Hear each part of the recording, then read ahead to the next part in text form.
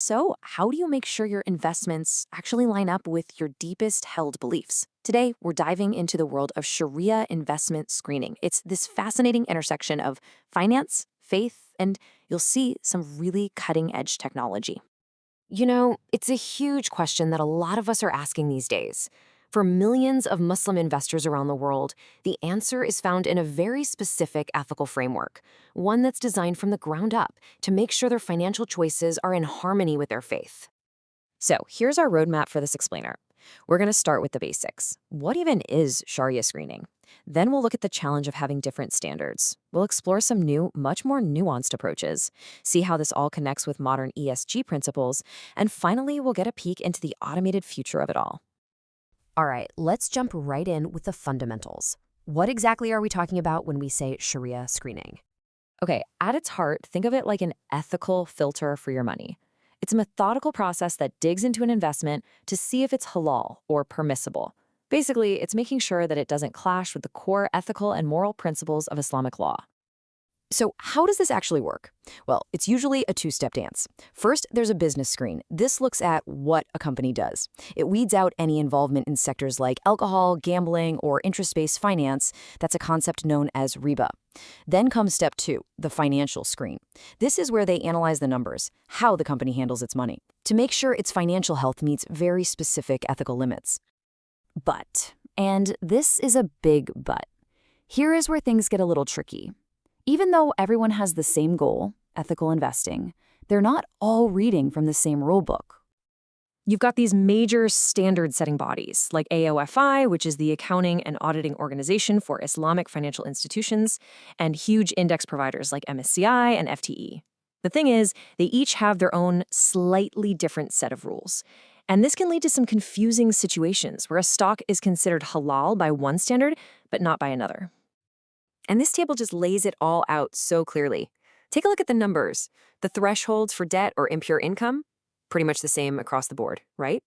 But then look at illiquid assets. AIOFI has one standard, MSCI has another, and FTUSC doesn't even list it. These seemingly small differences can have a huge impact on whether a stock gets a green light. All this inconsistency obviously creates confusion, and it's led to a pretty loud call from within the industry for more standardization. The argument is that getting everyone on the same page is absolutely critical for the long-term health and growth of Islamic finance as a whole. So, to deal with this challenge, the industry is getting smarter. It's evolving beyond that simple yes or no, and starting to develop much more sophisticated solutions. For the longest time, screening was very black and white. A company was either in or it was out. It was a simple pass, fail, which honestly doesn't leave much room for understanding the details or the degree to which a company is compliant. But new frameworks are changing that completely. The big innovation here is the shift towards quantifying compliance, actually measuring it on a scale instead of just giving it a pass-fail stamp. So instead of that binary yes or no, you get models like the Sharia Compliancy Score, or SCROMS. This gives you a much, much more detailed view. You can see how it weighs a company's business activities and its financial health to give you a single, clear score. It gives investors a way more transparent picture of just how compliant a company really is. Okay, let's dive into how this traditional framework is starting to connect with one of the absolute biggest trends in finance today, ESG, which of course stands for environmental, social, and governance. When you put them side by side, the overlap is just undeniable. It's incredible, really. Core Sharia principles like social justice, avoiding harm, and transparency, they align almost perfectly with the goals of ESG. You could say they're two different languages speaking about the exact same core values. And hey, this isn't just a feel-good philosophical connection. The data actually shows that when you integrate both Sharia and ESG screening, it can lead to better company performance. These companies just tend to be more resilient and way better at managing risk in the long run. So let's recap. We have different standards, new scoring models, ESG integration. That's a ton of data and complexity to manage. How can any investor possibly keep up? Well, the answer, more and more, is technology.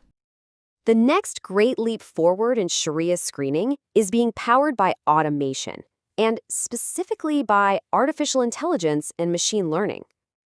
I mean, think about it. AI-powered robo-advisors can now automate this whole incredibly complex process. They can monitor portfolios in real time, 24/7.